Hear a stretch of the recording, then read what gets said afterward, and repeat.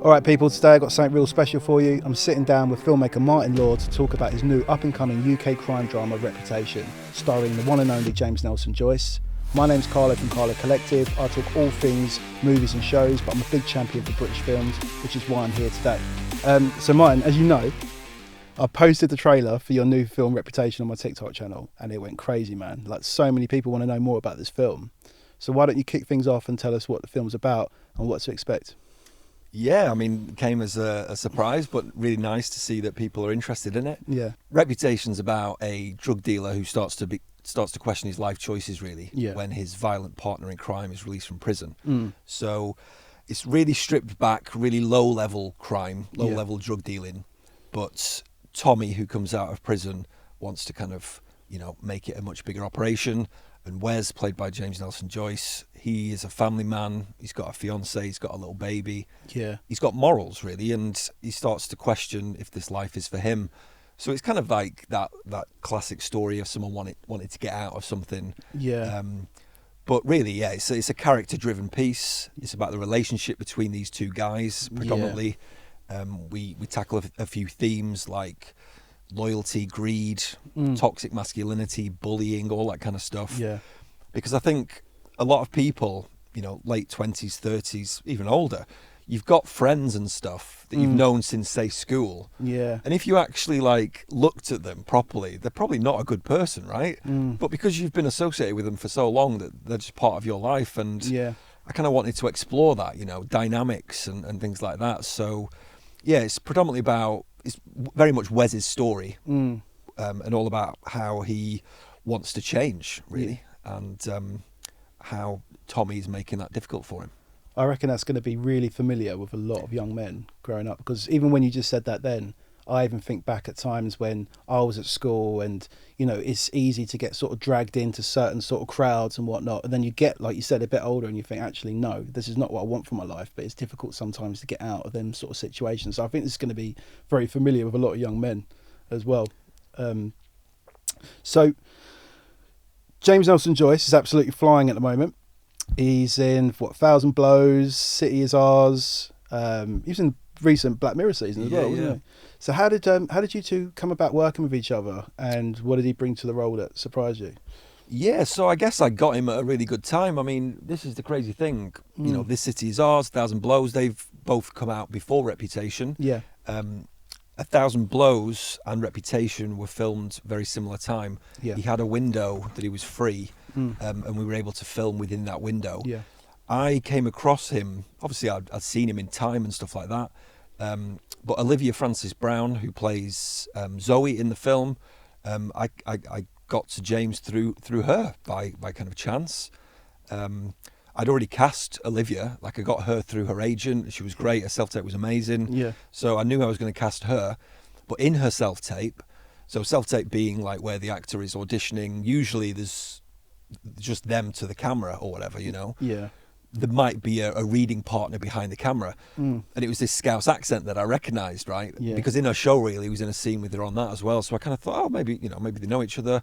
Managed to get the script to him, and he really liked it. And I think he jumped at the chance of a lead role, which obviously now The City is Ours, but Reputation was his first lead role. Yeah.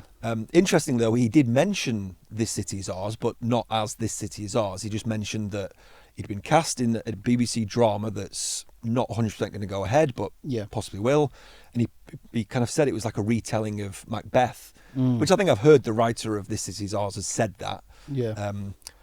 Obviously, it now has come out and seems to be really popular. Yeah. And you shared the trailer, as you mentioned before, and it's done really well, and people are really interested. So there are some similarities with This City is Ours and Reputation. Reputation, I would say, is a lot more stripped back, a lot more low level. It's a lot more naturalistic, and that's not a dig at This City is Ours, but like some TV shows are kind of heightened, aren't they? So I tried to make a really gritty, realistic film because that's what I like, so hopefully I've managed to achieve that. Quality. So I've checked out the trailer. It looks brilliant. It looks gritty. It looks raw. I mean, but how gritty are we talking? Is this sort of like Top Boy territory or Dead Man Shoes territory, or is this something else entirely? It's funny, isn't it? I mean, I guess the word gritty, some people probably cringe hearing the word, like it's overused maybe sometimes.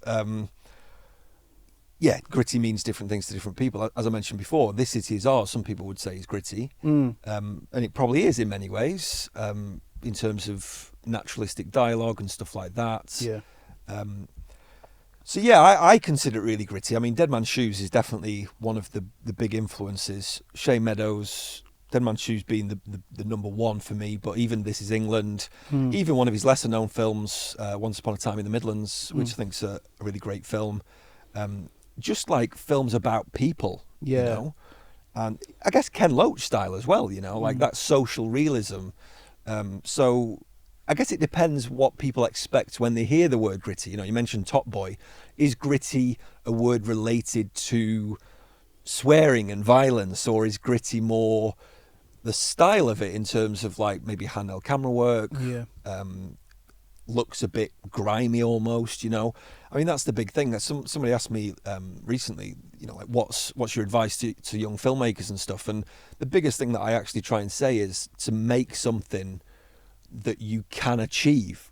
So with whatever means you have, so whatever budget you have, whatever talent you have, whatever you can achieve, because a lot of people try and make big action, fantasy, sci-fi even on such small budgets, and it just looks fucking awful, right? It just does not look good at all. So I always knew that this was going to be low budget.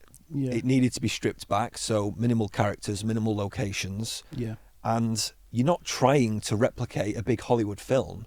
You're embracing the grittiness, you know, the word gritty there again. So the grittiness of the towns, the people, you're trying to get something across. So yeah, hopefully the film is gritty for people who like gritty films.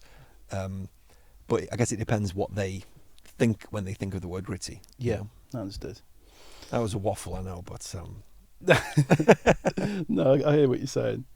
I think that for me, I think when I think of the word gritty, I think something that is what you've mentioned before, like something that's real, true to life. That's, you know, that can be shocking, or it could be something to do with just real life drug dealing or whatever it is, you know. So, you know, it's I suppose the word gritty is up for the debate now. You've made me think twice on that word. No, I mean it's an interesting one because, you know, Mobland, which I know you've talked about and stuff. I've not yet watched it. Yeah. It's a funny one because Snatch is probably my favourite film of all time. Yeah, right? same here, I by think the way. it's kind of the perfect balance of grittiness and style. Yeah. Like when you properly analyse it, it's such an underrated film, like critically and, you know, by cinephiles and stuff. But actual fans appreciate it, I think. But when you actually break it down cinematically, I think it is a masterpiece, you know. And I think, obviously, it's my tastes, but some of the gritty aspects of it, Yeah. you know, it's amazing. And then it has that perfect balance and the humour and stuff. So I tried to include humour in this because people, you know, unless you're a grumpy old man or whatever, people laugh every day, right? Yeah, you know, of you try course. to have fun, you whatever. Yeah. So the characters laugh, you know, characters have banter and stuff. And that's something that I've always, sometimes you watch a film and you just think that it's not the most realistic Yeah. in terms of dialogue and stuff. Again, you know, when you read screenwriting books, sometimes people say, oh, dialogue shouldn't be like real life. It's supposed to be more than that, because why would someone want to watch it if it isn't? But it's like, well, actually, no. I prefer it when it is real life, because then I can relate to it more. Yeah. I can really get into it more.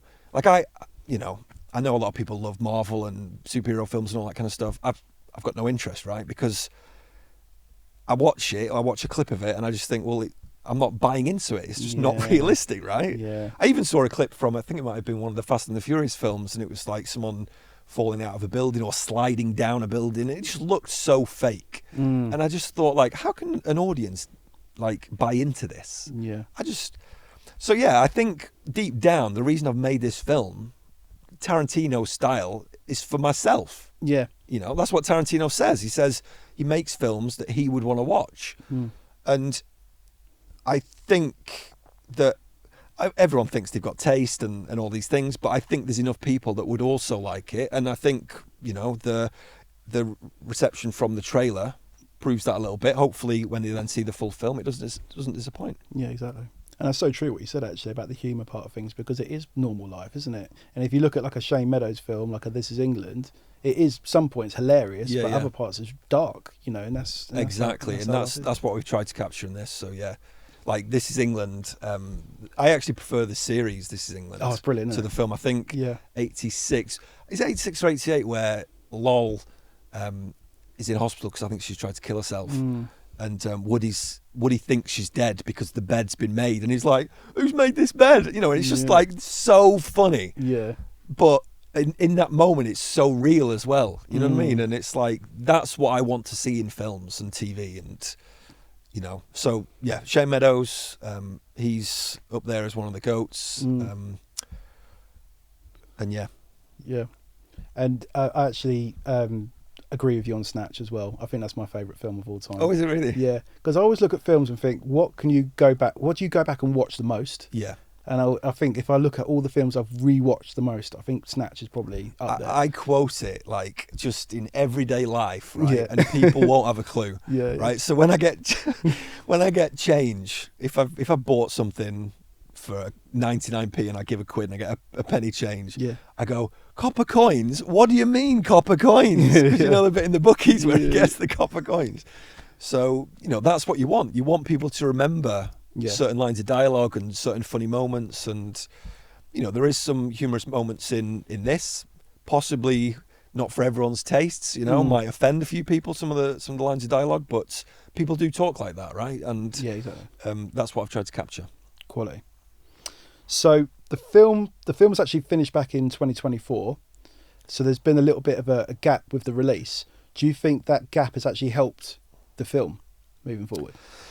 It's an interesting one because I think a lot of filmmakers experience this, mostly with short films, but the film festival circuit is often 2 years. So the film's release date is technically from the first public screening, which in this case was a film festival. Yeah. So it premiered at the Spirit of Independence Film Festival in Sheffield at the end of September 24. I specifically targeted certain festivals, that being a BIFA qualifying festival. So it got in there, you know, up north as well. So really happy that it got there.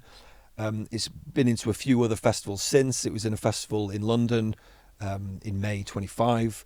So yeah, it's frustrating in a way that all that time goes by.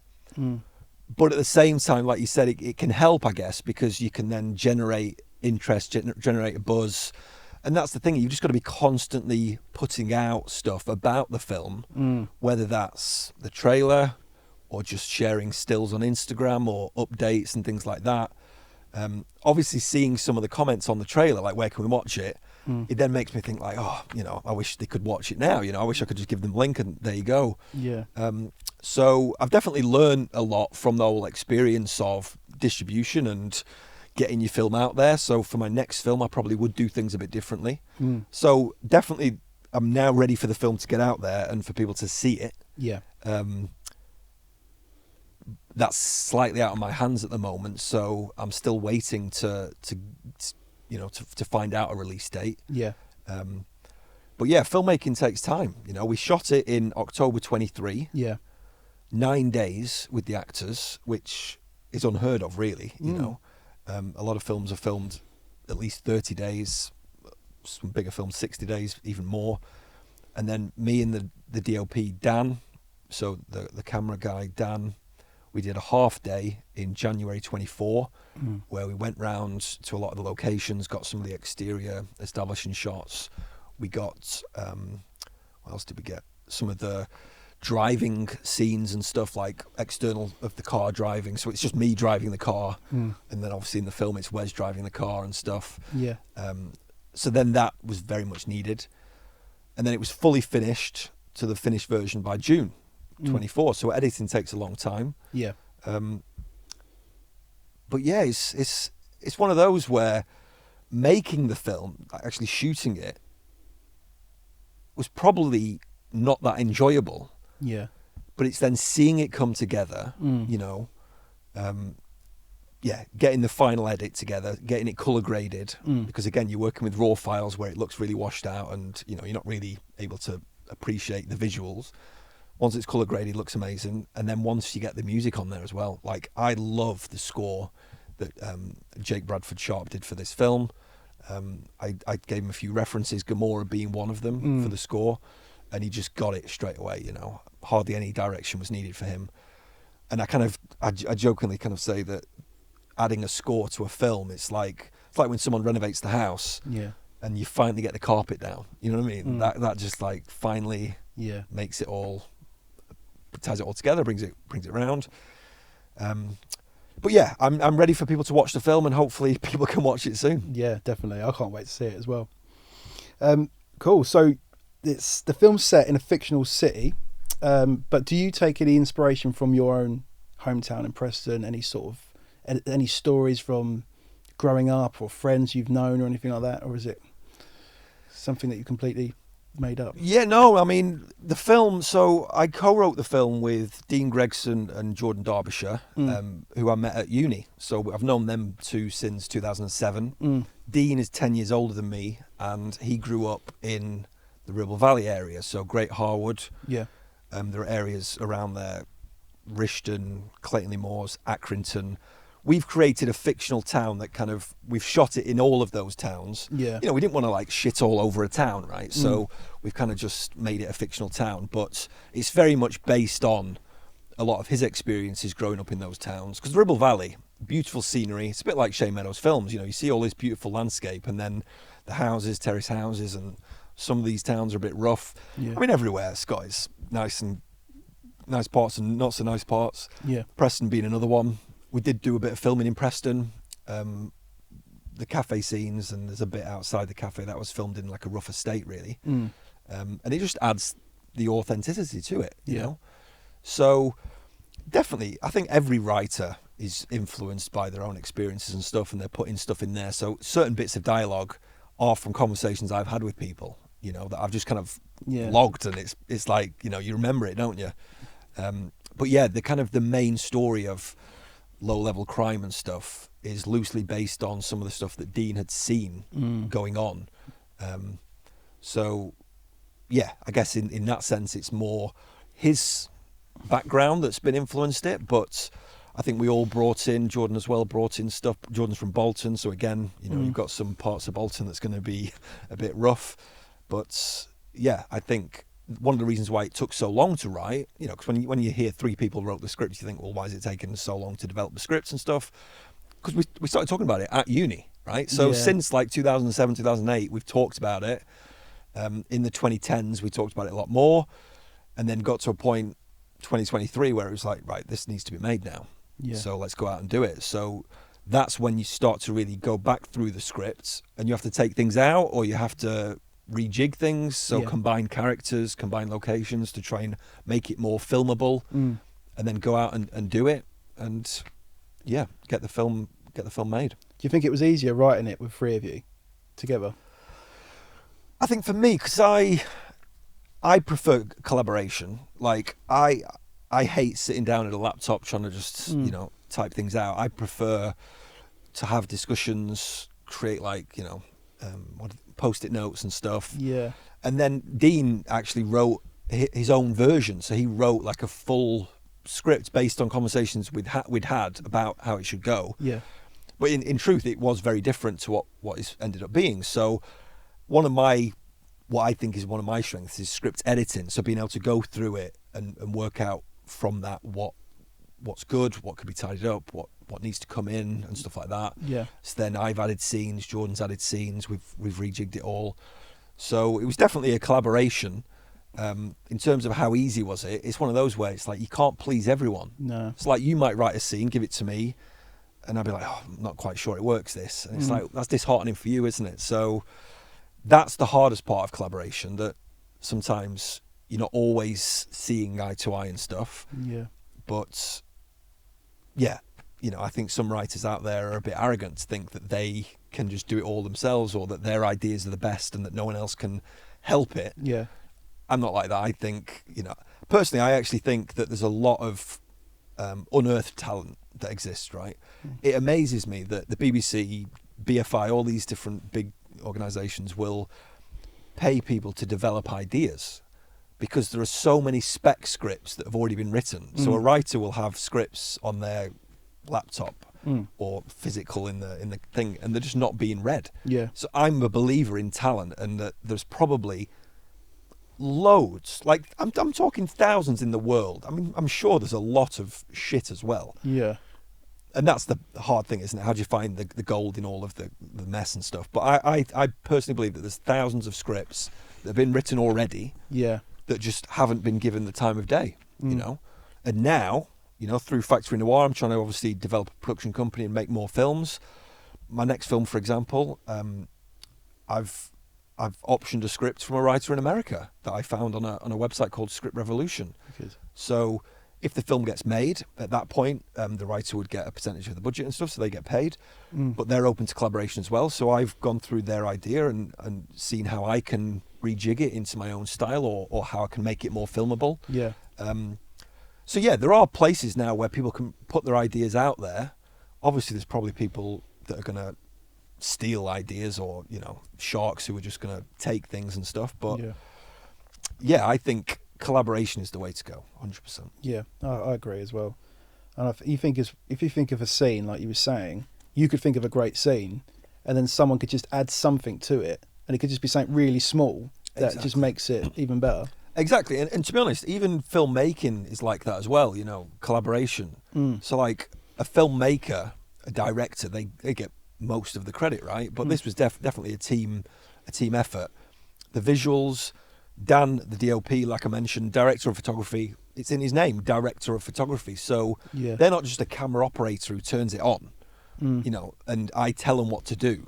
I let him come in with his own ideas. A couple of scenes I'd really thought out and had them scripted exactly how I wanted them. But it was all collaboration that we discussed on the day, and we managed to get it through that. And then even like post-production editing, sound editing, you know, Francesco did an amazing job with the sound. Like, even you've got a scene that's supposed to be quite a moody scene, you just add the sound effect of rain, like it's raining outside. It just kind of adds to the tone of it, right? Yeah. 100%. So that's just a simple idea, a bit like you were saying with the script, that someone could just add something and it just elevates it. Yeah.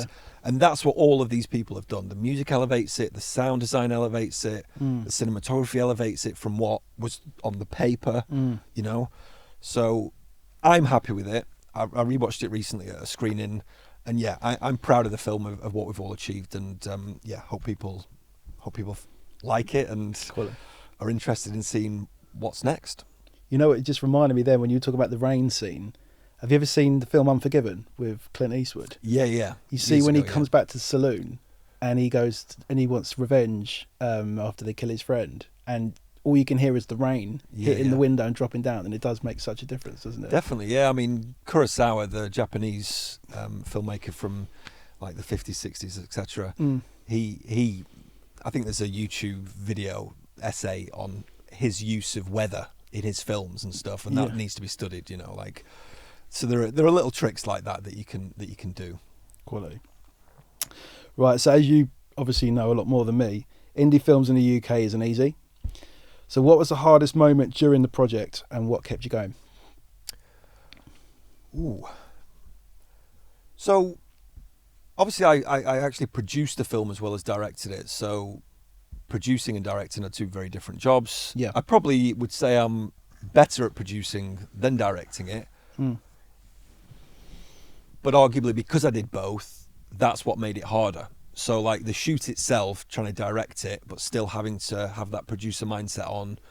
You know, we had such a minimal crew, so we didn't have like location marshals or anything. So when we were filming outside in like a rough estate, you've got like kids making noise and stuff. I've got to be the one to go over and shut them up, right? Yeah. So that was really tough. You know, I talked about collaboration being amazing, and it is. But at the same time, there is the downfall of it that people, right? Yeah. You know, you've got to know how to work people sometimes, and some people are difficult, right? There are a couple of people on the cast and crew that weren't the easiest to work with. That happens on every shoot. Likewise, they'd probably say the same about me. So I think that is difficult, trying to keep up morale. Yeah. You know, when you're making a really low budget film, people are getting paid but not paid what they think they're worth. And that's the problem, I think, that some people can earn a lot more, say, working on a commercial. Yeah. So adverts pay a lot more for actors and for crew as well. So, you know, the DOP could earn more shooting one day for a commercial or a corporate video than doing a full 10-day shoot on a feature film, you know? Yeah. So trying to keep up morale, I guess, is difficult. I think when you then see the film, everyone's like, yeah, I'm so glad I did that. But at the time, you don't really know, right? So that's probably the trickiest thing. So to answer the question about what kept me going, it was always the end goal of making the film. Yeah. And getting the film made and getting the film out there. I mean, obviously, you know, Dead Man's Shoes, all these kind of films, I grew up watching them on Film 4. I would have loved Film 4 to pick this up, you know. I did get the film sent to them, and I think they've passed on it for the time being. Because, again, a lot of how TV rights work is they buy in bulk, so it's all about licenses. Yeah. So that's why when you see like BBC iPlayer add like 5 new films, they might all be made by Warner Brothers, for example. Yeah. It's like they've bought them in bulk. Same with Netflix, same with all these others. So when you are a completely independent film, it is quite hard. And that's another reason why it's taken the time it has to actually get the film out there. I'm kind of having to do it all individually, going down kind of almost the self-distribution route. Hopefully it will be onto Amazon Prime and all the other streamers within the next couple of months, fingers crossed. But yeah, once the film's out there, that's then made it worth it. And I think I always had that, you know, I could see that, and you just got to keep chasing that end goal. Quality. So is there any filmmaker or film that inspired you to get into filmmaking? I mean, we've talked about Snatch. Like, I watched Snatch when I was probably 15, maybe the first time. Obviously loved it, and yeah, really just at that time. I mean, I'd always, like, my parents always watched films and stuff. We watched films as a family and stuff, and I really have always watched films. But I think around the age of 15, I was starting to think like, oh, I want to do that. And then I went to college. Started watching films like Reservoir Dogs and stuff like that. And yeah, Dead Man's Shoes, I probably watched that for the first time when I was 16 maybe. Yeah. And I think it came out in 2004, didn't it? So I think I probably watched it 2006 maybe. And again, just, yeah, the way that you can tell stories, and it doesn't always have to be, you know, I teach screenwriting and film production stuff, and you talk about structure, right?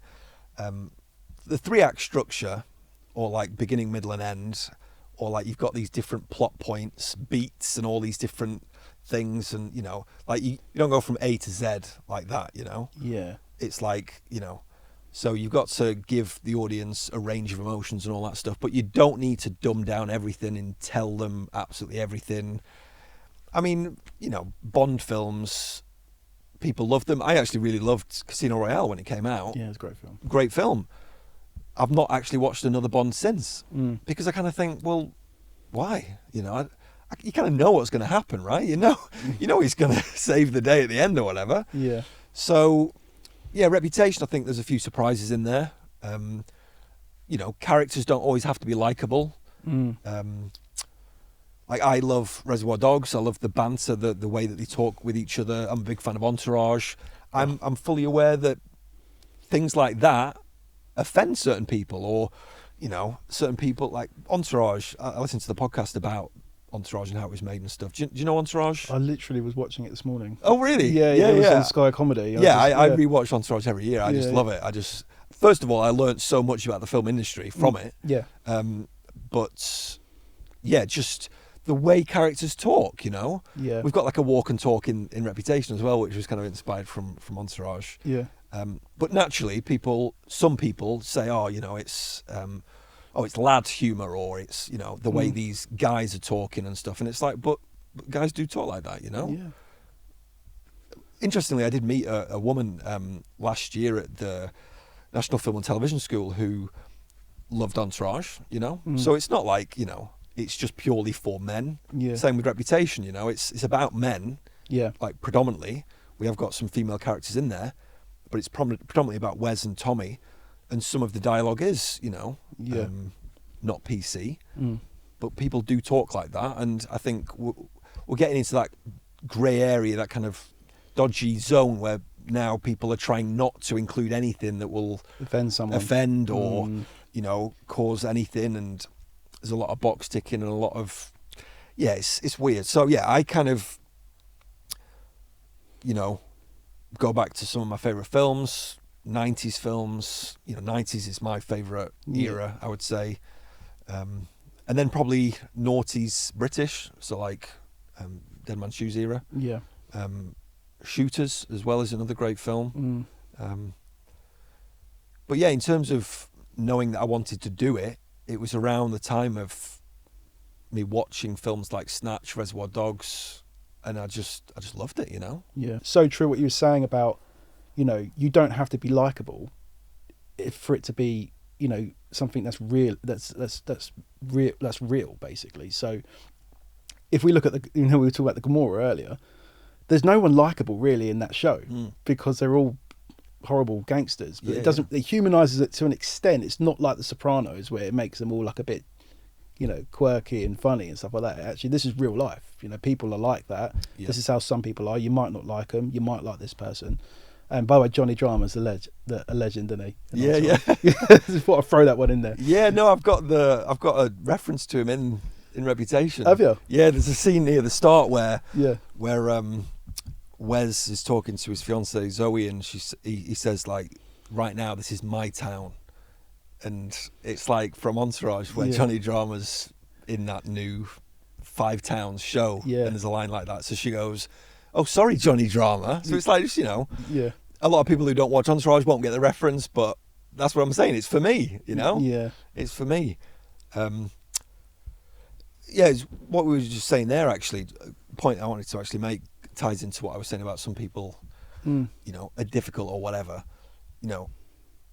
Collaboration is really important, and it's all about trying to find like-minded people. Yeah. So one of the things that I was really asking my cast and crew when I was trying to get people involved was like what some of their favourite films are, what kind of films that they watch, what are their go-tos and stuff. And I do think, unfortunately, that there are people who aren't that into films that are working in film. I think there are some posers, is what I would say. Yeah. That some people are in it for the money or for the glamorous aspects of it. I mean, I cringe seeing like red carpet stuff, or some actors doing photo shoots. I mean, James Nelson Joyce is doing loads of photo shoots at the moment for, his publicist is working hard to make him this big star and stuff. But it's like, but you're an actor, like, let the things that you're in speak for itself, Yeah. Why? Like, I get talk shows, of course. Like, even this is like a talk show in a way, isn't it? But why do we need to try and make people celebrities and stuff? Why do we need to get to know? That's why I love Daniel Day-Lewis. The fact that he just kind of shunned all of that straight away. Yeah. He was like, I'm not doing any of that shit. Like, the films are the films. You're not getting to know me, my private life, nothing. Yeah. Whereas a lot of people, I mean, we see it in the UK in particular, don't we? Where actors, particularly soap actors, come out of a soap, and then they become a celebrity. Like, I'm a celebrity, or they start doing reality TV and stuff. And it's for me, filmmaking, storytelling. That's what I'm passionate about. And yeah, definitely, I think I'll be more aware of trying to get more people like-minded. Try and vet that a bit more next time. And just trying to work with people that have that same passion and goal as you to make the end thing. 100%. Yeah. Like, there are a couple of people on the crew who haven't seen the finished film, and not heard from them since at all. It was just purely a job, right? Yeah. Even though it was lower pay than what they might have been able to get. I guess that's the nature of being freelance. You still need work, don't you? So sometimes you do have to take lower pay and stuff. But yeah, it's like anything that I do for anyone else or anything, I'd want to see the end result. Yeah, 100%, So it's been working on it together. So you want to see it, exactly. It's not my film; it's our film. But if it is my film, it's my film, I guess. If people don't want to claim it for themselves. But it must have been a real satisfying feeling for you once you'd finished it, edited it, and watched it back. How did that feel when you? So the editing process took a long time, and I got the rough cut, the very first cut of the film came back before me and Dan did the extra half-day shoot. So we didn't have establishing shots, so it was very rough, and it was like transitions were awful going from one scene to the next and stuff. It's not been colour graded. There's no sound design, anything. So I'll be honest with you, when I watched the rough cut, I wanted to kill myself. Right? I was like, this is, you start doubting everything. You start being like, oh my God, this is fucking awful. Like, this is not good. What have I done? But as I said, you start to then piece it together more, bring it together. Once it was then the finished result, the colour grade, the music, as I mentioned, that's when it really makes it worthwhile. Yeah. And yeah, I've obviously seen it a few times. I've done a couple of talks at a couple of unis up and down the country where I've screened it and done a talk about how it was made and stuff. So I've watched it with them. And it's like, I know full well that a young person now, who's grown up on Marvel and stuff, it's probably not their cup of tea. Yeah. So I know that this is not a mainstream film. It's not something that's gonna, break box office records or like reach that massive audience. But I guess seeing, the impact of the trailer and stuff is definitely pleasing, Well, I think it's definitely suited for a type of audience, isn't it? That are into that type of stuff, and No, and I think that's why, actually, I think what you're doing is amazing, because you're creating a community almost where people know to come to you for this type of stuff. Now, I'm sure there'll be some stuff that you're posting that I wouldn't be interested in. Yeah. So, for example, you talked about gritty and stuff. Dean, the co-writer, his original vision was kind of almost like that classic Danny Dyer style rise and fall of a gangster, those kind of Cockney gangster films. And I always wanted to strip it back. It's low level. It's not that kind of generic. Yeah. Again, I was talking about structure before. So yeah, some of the films that that other people might like as well, I might not like. Yeah. But yeah, I think if you like Dead Man's Shoes, I think you should give it a go at least. Yeah, but I suppose what you were saying as well, like, you're making a film that you want to watch. Yeah. And, if you're making something for yourself, you're going to enjoy it. You're not going to want to make something that you're not going to like for other people. There's not going to be no passion in the project, I'm assuming. Yeah. No, exactly. Now, with something like this, it's completely independent production, right? So I didn't have to have the script approved by anyone or whatever. Yeah. And that's the nature of the beast, that, the BFI or whoever who might fund a film will go through rigorously and there'll be changes and stuff like that. Writers and stuff, they talk about notes. Yeah. And it's like the dreaded notes that you get.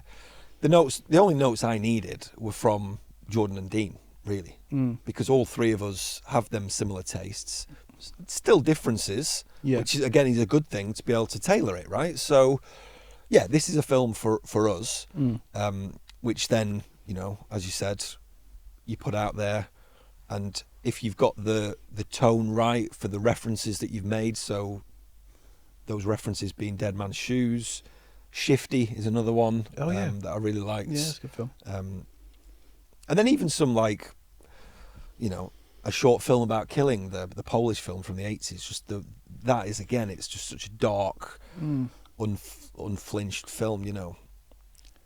Shifty, that was the one. Was it the guy?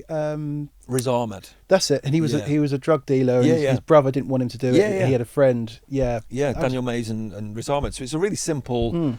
That was actually part of the Film London microwave scheme. So that's where the term micro budget came from. Yeah. This scheme where it was £100,000 budgets. I think a lot of people now are holding out, thinking that the BFI or BBC Films or whoever's going to give them £2 million to make a film. Yeah. And it's like, I've literally seen people on Twitter and stuff being like, oh, you only get one debut. Don't waste your debut feature. And it's like, what are you talking about? It's almost like you're scared of failing or scared of trying, don't have the courage to actually go out and do it. I learned by doing, so all the stuff I've learned from this, I'll obviously take on to another project. Hopefully people do want to see what I can do next, and I can get funding from certain things. But again, I know I'm starting to learn from speaking to distributors and stuff what they actually do look for. You know, they want things to be fast paced. They want certain commercial elements like exotic locations or whatever, you know. So yeah, I'm learning how it's all working, but it's one of those where it's like, it's that fine line, isn't it, between, okay, you need to make some changes and tick some boxes to get it made, but you've got your artistic integrity as well, you know. Like, it probably is quite art housey, really, in the grand scheme of things, especially compared to a lot of commercial mainstream stuff. But it's a film that I wanted to make, and that doesn't necessarily mean that that's the style I'm always gonna, you know, go for. As a filmmaker, I do want to try different genres, different styles. You know, you look at some of the all-time greats, Stanley Kubrick and whatever, they've worked in, you know, multiple genres, Spielberg even.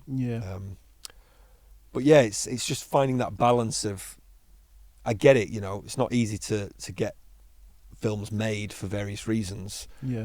But you do what you can to get it made, and you make sacrifices, you know. And I think some people are just almost not willing to make the sacrifices, or it's almost like they're scared of doing it, you know, scared of trying. But I'm a kinesthetic learner, so learn by doing.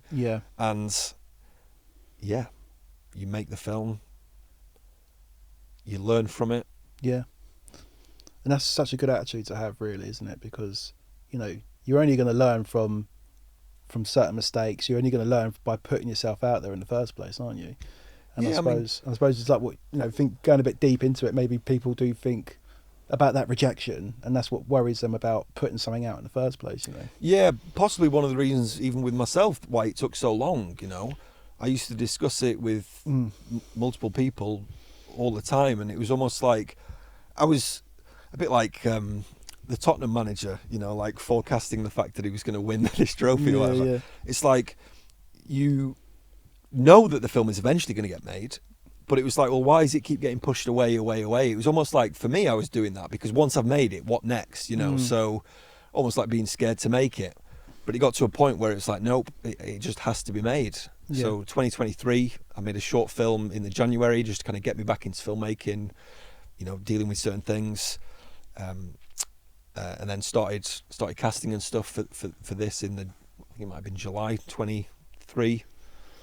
And then the pre-production and getting it all together happened really quickly. I mentioned before, on the back of James Nelson Joyce's availability, managed to fit it into this tight schedule. And yeah, it is what it is. Like I mentioned before, I watch back and I think that certain scenes could be better or could have been shot differently, or you know, coverage is where you've got different camera angles and stuff. So obviously that takes time because you're setting up and moving cameras and stuff. So certain scenes don't have as much coverage as I would have liked, but you know, for me, for the means that I had, I'm proud of it. Good for you, man. Yeah, so you've mentioned a couple of bits that's in the pipeline. So what's in the pipeline for Factory Noir? So I mean, I've, you know, always been someone like developing ideas either on my head or on, you know, actually typing them up, and so multiple at the same time, right? I think a lot of writers, filmmakers do. So I've kind of got like a slate of ideas that I'm just slowly developing each one. So there are a couple that are similar in tone, style to Reputation. For example, one's called Hard Return. It's about a guy who gets medically discharged from the army, and then he starts working for like a small-time gangster in like a small town. And it's all about him starting to question his morals, you know, because he's being asked to do violent things and stuff. And like, yeah, I came up with that kind of premise, and I'm like, yeah, that's the kind of film I'd love to watch, you know. But I'm fully aware that that's not the most commercial idea. It's not going to be the easiest film to get made, you know. It's not like I've got unlimited access to funds and whatnot. So you know, you have to make sacrifices, or you have to kind of almost look at the industry trends and looking at what is doing well. I mean, I always check Netflix or Amazon Prime, the top 10, just to see what people in the UK are watching, just to see. And quite often on Netflix, it's just films that have been added to Netflix that day. So like an old John Travolta film from the other week I saw was in the top 10, and it's like, how random, but it's just because it's fresh. Yeah. You know, so Netflix should be putting this on there, and I would genuinely think that in the UK it would go in the top 10 because it's just going to be new for them, and they'll see James Nelson Joyce and they'll watch it. But yeah, a project that I'm probably furthest along with in the development is actually an erotic thriller called Asphyxia, which is from an American writer called Kimberly Britt, and I optioned the script, and if it gets made, that at that point she gets paid. So it's not like I've had to, you know, it's not like I bought a script at the moment. You know, I'm not in a position to just be like buying scripts and then developing projects and get them made. So I'm now going through that script, and I'm also doing, you know, I've started pre-production on it, so starting to actually get a cast together. Yeah. And then once that's all in place, that's when you start to go to some of these distributors or whoever and say, look, this is the project. You know, you're then going to pitch the project. Yeah.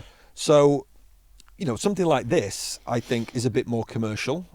Still got that kind of psychological drama edge. Bit Black Swan. Again, some international films are the influence on it. There's a French film called Secret Things. That's an influence on it. Okay. But yeah, ticking a few of those boxes to be a bit more commercial. It's funny, actually, like the trailer, going back to like the Reputation trailer, I cut that trailer myself, you know, and I'm pleased with it. I really think it is a decent trailer.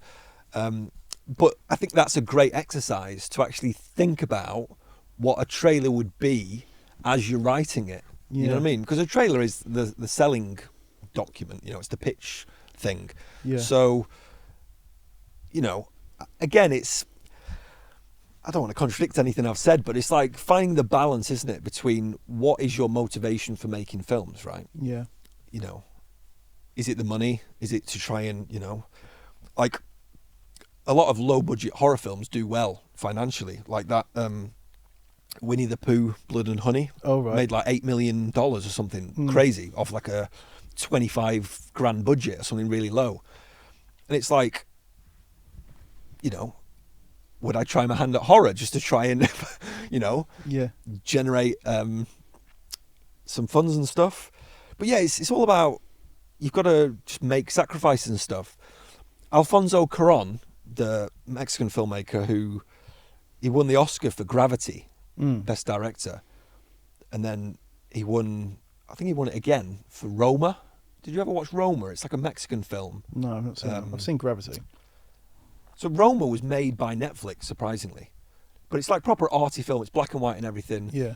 But I remember reading recently an interview with Alfonso Cuarón where he only made Gravity to be able to then make Roma. So it's almost like you do one for you do one for them, you do one for you. Yeah. You know, you've got to kind of tick those boxes. And I've heard actors say this as well. Yeah. Like, you know, Entourage, that's a good Vincent point. Chase. Yeah. You've got to do one for them, earn the money, keep your buzz going, you know, in terms of being that high profile person. Was it he had to do Aquaman to do Medellin? Yeah, exactly. Yeah. But obviously, amazingly, he's made this film just to kind of make this commercial film, and he's ended up winning Oscars for it. So that shows how talented that guy is, right? But yeah, I'm trying to figure out how I can make films that I would want to make. Yeah. But actually be paid to do it. Yeah. You know, I've not earned a penny off Reputation yet. If it manages to generate any money, that would obviously come to me because I own the copyright to the film, but that's not what I'm in it for, right? Yeah. But it's life, isn't it? You know, we need money to survive. It's kind of just a vicious cycle, isn't it? Like, what's the motivation? So for making films, for me, what's the motivation? Is it to do it as a job, like to earn money, to earn a living off it? Is it for that artistic integrity? Of course, you try and merge the two, like Alfonso Cuarón has managed to do. I think that's a lot harder to do in the UK. Yeah. The UK film industry, where is the funding? You know, we've got the BFI, but that's a charity. They've got to tick a few boxes. You know, they've got the diversity standards. This being a northern film might have helped, but you know, it's not really a film for the BFI. you've got BBC Films, Film 4, but then you've got a few small indies, but they're really predominantly selling your film worldwide. So they're trying to get the sales in America and stuff. So I've heard producers and stuff saying like, yeah, if you're going to make another film, get an American accent in there, just so the American audience can like relate to it or whatever. Yeah. And like get these fancier locations. So I know if I try to just purely make northern films, it's never going to happen unless I'm literally self-funding them all, which I don't want to do, and I can't do. You know what I mean? Well, I suppose if you look at some of the recent sort of Guy Ritchie stuff, that's kind of different to what he's been doing. If you look at the was it Operation something, that film he done recently with Jason Statham and someone else, it's not a typical Guy Ritchie film, but you can tell he's kind of doing it, in a way to not appease everyone else, but he's doing more commercial stuff, but it's still got you can still tell it's a Guy Ritchie film. Yeah. I saw a little making of thing actually. They filmed one of them, I think it might have been in Turkey or Greece. Was it Operation Fortune, I think was it called? Was it one? Yeah, so I saw this thing and it was like, Greece is a lovely country. It was almost like it's been funded by Greece, or whatever. And again, it's, for anyone who doesn't know, like funding, you get like tax incentives to fund in certain countries and different things. So there's all different variety of reasons why people are doing it. But yeah, I agree. Like I've seen a few things from Guy Ritchie recently where it's like, yeah, you can tell what he's having to do. But if he can do it in his way and he's happy with it, great. Is it ever going to meet up to Snatch? No, it's not, No, I know that for a fact. And I think he probably knows that. But again, it's like motivation. What is the motivation to make a film? I think some filmmakers who, like Guy Ritchie, for example, become a name. Yeah.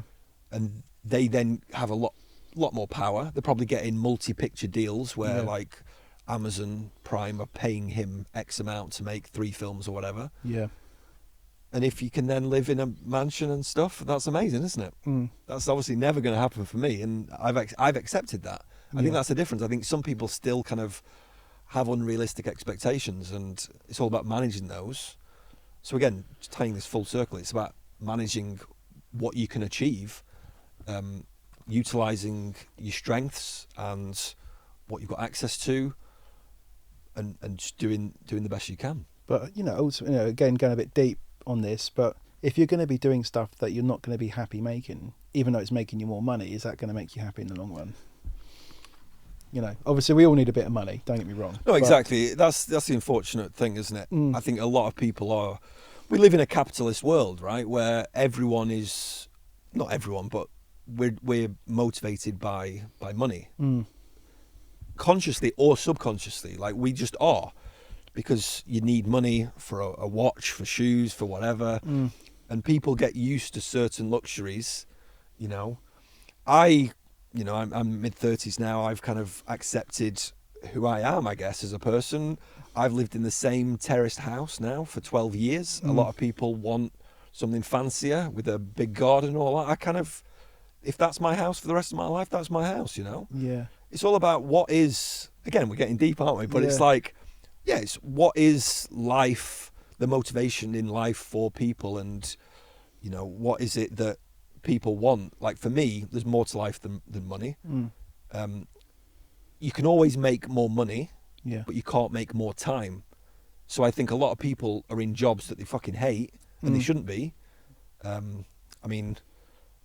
I've got a really good friend whose dad died in his mid-60s, like soon after retiring. Like brain tumour came out of nowhere. Fit as a fiddle guy. Yeah. And that kind of really shakes you up a little bit, where it's like, what we haven't got what are we driven by money for? That happy retirement, and it's like you might die in your 60s or 70s or whatever. It's like, so for me personally, always been a big film guy. The fact that you can watch a film like I love this old Italian film called Bellissima, 50s film. So everyone involved in it will be dead now, right? But the film exists. Yeah. Books, for example, Shakespeare, all this kind of stuff, like, without sounding pretentious, but all of this stuff has then stood the test of time or whatever. Now, I'm not saying reputation, like people will be talking about it in like 100 years or whatever, but surely it'll still be accessible. Yeah. That's the point, and that's good by me, you know. That's a wicked point, actually. If some random, you know, kid in France or wherever stumbles across the film in 100 years, that's pretty cool, isn't it? You know, yeah. Because again, we're getting deep, we're getting philosophical and stuff, but life is pointless, really. Like, we try and give it meaning. So I'm probably a nihilist, where, like, you know, I've got that realization where it is kind of pointless. So so for me, I'm trying to fill the pointlessness by doing stuff that I enjoy, right? So what I enjoy is watching films, and if I can make films that then other people enjoy, including myself, especially myself, then that's the point for me. That's my goal. So yeah, if I, you know, self-fund a film in my 50s, 60s, or whatever, someone else might want to buy a fancy car with that. You know, it's all relative, isn't it? Yeah. But yeah, film, I just love film as an art form. Like, for me, it's my favourite art form. Unfortunately, it's the most expensive art form, you know, in terms of you need money to make films. But I think the way the world's going, technology is becoming a lot more democratized. Yeah. You know, I'm seeing a lot of AI videos and stuff, and how amazing they look. And obviously there's a big debate on that, and, you know, AI generated artwork and things like that, and it's going to take jobs away from people and stuff. But in probably less than 15 years, somebody will be able to make just a completely AI generated film, and probably at the standard of making a film with actual people. That's actually crazy, isn't it? But being able to do it by yourself. So again, it's that debate of, well, is that a good thing or not? And it's like, well, actually, you've got so many people who want to make films, but they can't because they don't have the access. Yeah. You know, working class backgrounds. I mean, again, I was talking about time. That's what the problem is in the industry, that you've got a lot of middle class, upper middle class people. Yeah. Actors, writers. The reason they've been able to write all these spec scripts is because they've had time. They don't have to work, or they don't, you know. Yeah. If you're working a regular job, 9 to 5 and stuff, you're knackered, you come home, you just want to watch a bit of TV, watch a film. Yeah. So time is the one thing that people, you know, need to actually appreciate, I guess, and understand that some people don't have as much of it as them as well, for various reasons.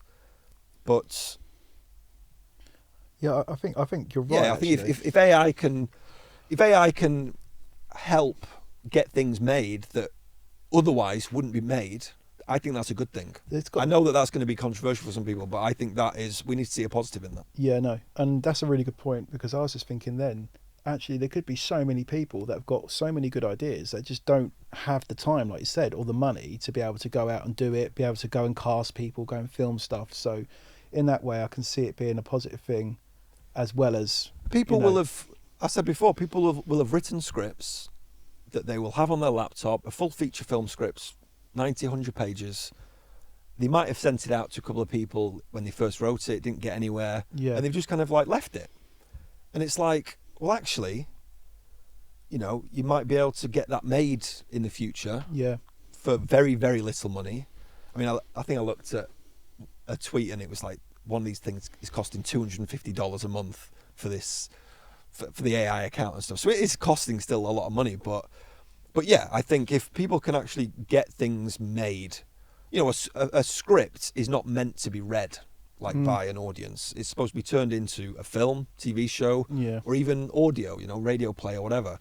That's what there's a filmmaker in America who's kind of said that as well. It's like, don't just let your script die as a PDF file. Record it as like a podcast or, you know, radio play. Just get it out in whatever means you can. If you have to do all the voices and all the sound effects, that's better than it just purely being words on a page. Yeah. You know? Well, look at Seth MacFarlane. He done all the voices, Family Guy. Well, exactly, yeah. Yeah, definitely. And it's funny as well because, you know, again, talking about the AI thing and how there are probably a lot of people that just haven't got the time or the money to be able to do it. If you look at even music as well, as soon as music started, you know, people started moving away from the big labels and they were putting their stuff out on the internet and streaming.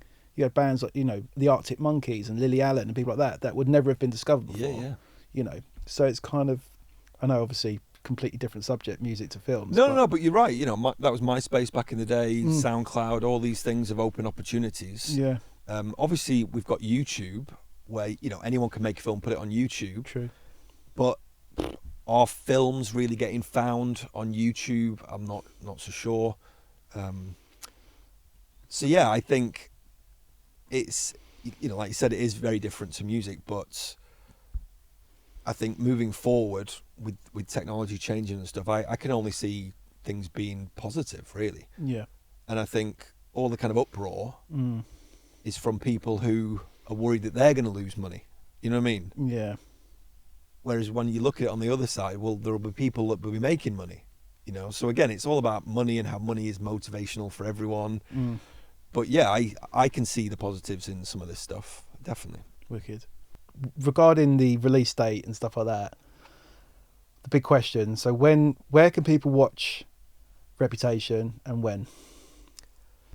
So at the moment, there's no release date set, Yeah. which is frustrating for me. Naturally, I want to be able to reveal a release date or Mhm. it already be released. Yeah. I mean, the process of trying to get it onto the streamers, so Amazon Prime, Yeah. iTunes, all these places where people would be able to rent it.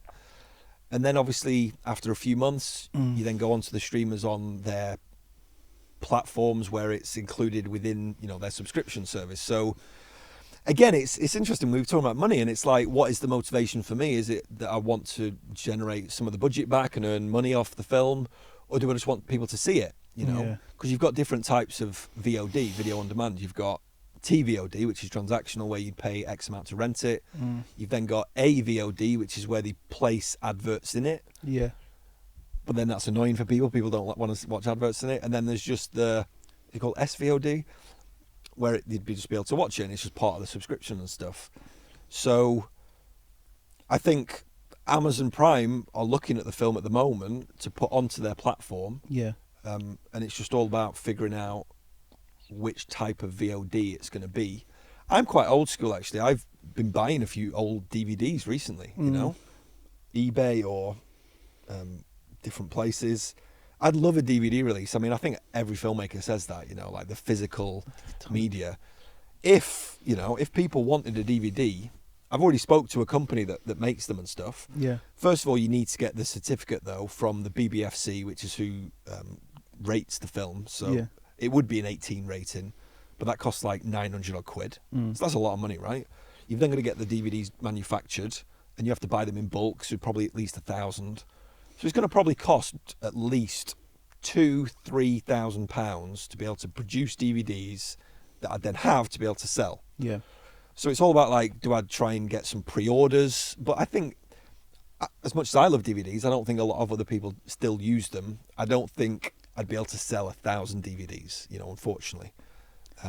They're making a bit of a comeback, you know. They are making a comeback, and, you know, I do see that, you know, new films going to HMV and whatnot. So yeah, maybe if you put the word out, if people want to pre-order a DVD, maybe I need to create some sort of link where they can do that. But I do miss. Well, you can still do it now because obviously HMV's around. But I remember as a kid just spending hours in HMV looking at all the different DVDs, and I think that people are missing out on not having physically owning a film these days. You know, everyone's so used to streaming stuff, but not having that sort of same excitement of going and buying a film and you know, reading the booklet inside and physically owning it. Yeah. It's so cool, isn't it? And I actually went to a charity shop the other day and I bought 10 DVDs for £2. Yeah. They were good films as well. Yeah. It's crazy. No, I got a few charity shop things recently. I always, whenever I walk past a charity shop, I go in just to purely see out of curiosity, and quite often they're the same shitty films, right? But occasionally you can find like a bit of a rarer film or you know, whatever. But yeah, I would love a DVD release. Whether that's going to happen, I'm not sure, but it will definitely be on the streamers later this year. 100%. You know, I grew up watching a lot of films on TV. Like, I used to love my VHS player, you record them and stuff. Obviously now everyone's got, you know, ways of just downloading and stuff. But yeah, I would love it if BBC or Channel 4, whoever, picked it up for a TV release. It's one of those where I just think that there needs to be more support for British independent films in the UK, because, you know, Film 4, I check on there like once a week at what's been added and stuff, and sometimes they're these random American indies, and I've watched one that I thought was crap, and I look into it a little bit, and it's not really even been big in America or anything, and you just think, why have they chosen? It might again be what I said before about licenses, like they buy in bulk and all this stuff, but, you know, it's just disappointing that people aren't, obviously I'm biased and stuff, but it's disappointing that people aren't jumping at the chance to support a British, definitely northern, gritty film. Yeah. You know, and I'm biased and I'm going to big up the film, but I think that the quality is there. I don't think it's something that would look out of place on Film 4 or BBC iPlayer or whatever. But yeah, hopefully audiences will be able to find and watch the film really soon. Wicked.